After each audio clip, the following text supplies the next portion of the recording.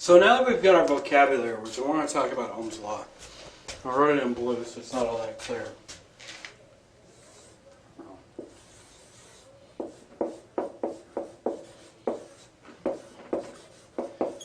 Ohm's Law. Now, Ohm's Law is one of those laws like Newton's universal gravitational law. It's not a law. Ohm's Law only applies for devices that are ohmic, okay, which is a device that obeys Ohm's Law. So it's kind of a bit of circular logic. Another way of looking at it is, let's say I come up with a law. My name is Derek, so this is Derek's Law. Derek's Law says that all vegetables are going to be red. Okay? Under the caveat that it only applies to Derek's Law of vegetables, which so happen to be red. Now, it's obvious that not all vegetables are red, but for those vegetables that are red, they follow Derek's Law. Okay? That makes sense? It's not really a law, but it is a law. It's a law that only applies to particular types of devices.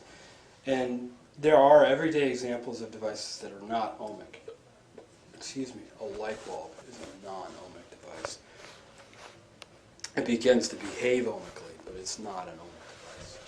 Okay, so Ohm's Law says voltage is equal to current times resistance. That is Ohm's Law. Okay? Now the problem with the way in which this is presented to you, it looks like that potential is the product of current times resistance. That potential somehow is created when current and resistance is applied. The truth of the matter is that current is created when you have a circuit that has resistance and voltage. Okay? So current is the result of an ohmic device. This voltage, this resistance produces a current. Okay? So a better way of expressing this would be to say that V over R is equal to I. Okay? That'd be a better way of expressing it, but this is Ohm's Law, V equals IR. That's the way you're going to see it. But understand that what we're trying to say is that a current is produced when a circuit has a potential difference of voltage and a resistance. Now, I'm going to draw a really quick, simple circuit. So a really quick, simple circuit has a battery, okay, cool. It has a resistor, and that resistor connects both ends of that battery. Okay? That's a simple circuit. Now, you may see a circuit that looks really familiar to this. It may end up looking something like this.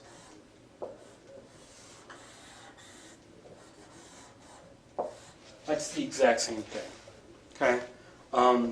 This is a standard notation I've always used. This is a symbol for resistance. This is a symbol I've seen in other books. So there's no kind of consensus on the symbol for resistance. So either one of those you may encounter. Okay, so here's my battery. Here's my potential difference, my voltage, right here too, and then here are my resistance. That's a simple circuit. So what that ends up doing is that this voltage, this potential difference here, motivates a charge to move. Now, what charges move more often than others? Well, electrons. Protons are bound. They're in the nucleus. It's the heaviest part of an atom. It takes a lot to motivate that nucleus to move. And more than likely, those nucleuses are bound to other nuclei, making a molecule, you know? So they're not really all that motivated to move. Where electrons, especially on things that we use for electrical current, like copper, like gold, those electrons tend to be liberated. They tend to be free. They tend to move quite easily. So I apply that potential difference, and I start moving electrons. So electrons move through my circuit, and they come back on the other end. Now, why do they do that? Why do electrons move?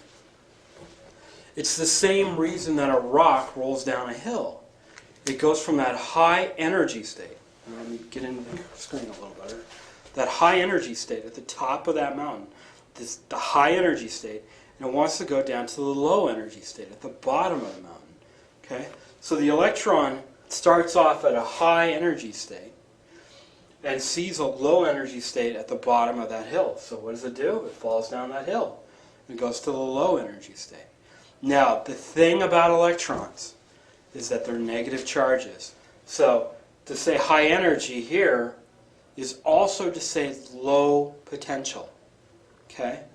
To say low energy here at the bottom here, this side, is to say that it has high potential. Okay?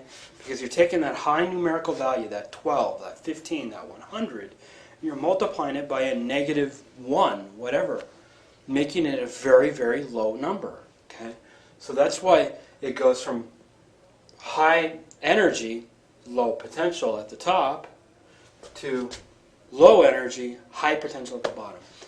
Because it's an electron. Electrons like to break the rules.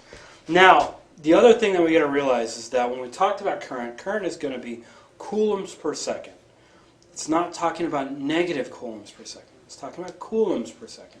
So even though my electrons are moving, and we know that they're what's moving and not the proton, they're moving in this direction, my current is moving in the opposite direction. Okay, it's moving in the opposite direction of those electrons. That's because current is the motion of positive charges, positive charge per time. And so that's the direction in which my current is traveling, in the opposite direction of my electron. Now, if you want to blame somebody about that, blame Ben Franklin. He's the one that decided that electrons are negative charged. Okay? Cool? Got it? That is Ohm's law. Now let's talk about what actually is going on. So this right here, the analogy that's often used to talk about Ohm's law and talk about simple circuits is water. Think of your potential as being a water pump. If I've got a strong water pump, I have a lot of pressure. Pressure that wants to move the water through the series of pipes. Okay? The resistance is the type of pipe. Now, that can mean several things. You may have stuff in the pipe. You may have gravel in the pipe. You may have filters in the pipe.